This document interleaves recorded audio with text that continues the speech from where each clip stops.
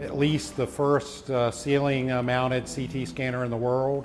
We're excited about the future in terms of technology and what we'll be able to do with our partners, with the table design and with interoperative image guidance. I think there'll be lots of opportunities of the future, some of which we can't even conceive of today. The advantage is it'll give us anatomic detail that we can use interoperatively to place screws and rods in the spine.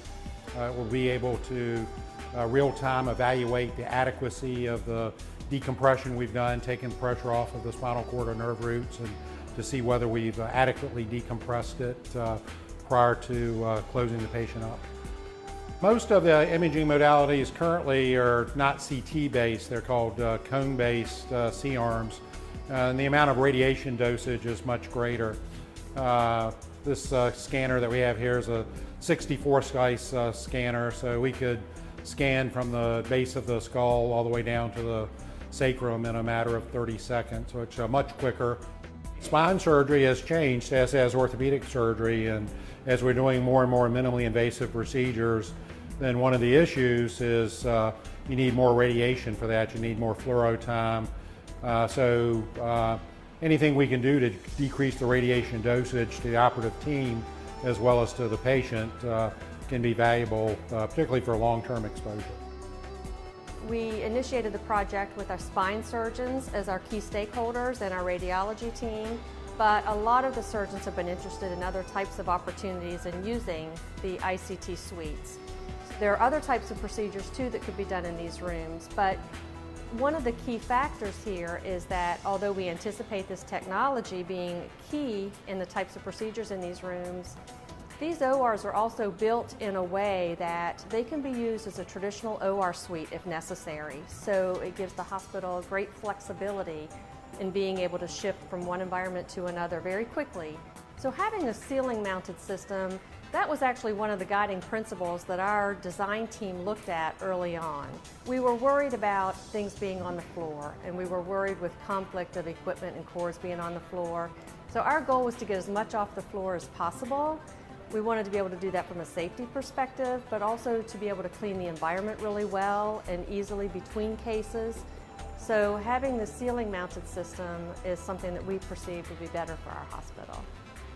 We're really excited about having the IMRIS interventional CT scanner. The intraoperative nature of it allows us to actively image patients who are in the operating room. We see many different applications for it and a tremendous benefit to be able to image and integrate that with the intraoperative approach. Occasionally during surgery, what you'll find is that a patient needs a scan or needs an additional localization. So what this allows the surgeon to do is to, with minimal effort, to go ahead and get that additional information that they need to improve the quality and safety for the patient. Almost every system at this point is fluoroscopy based, and so you don't develop the ability to see some of the soft tissues and being able to really get a dramatic view in 3 dimensions of that particular bone structure or soft tissue structure. You just don't have that capability currently.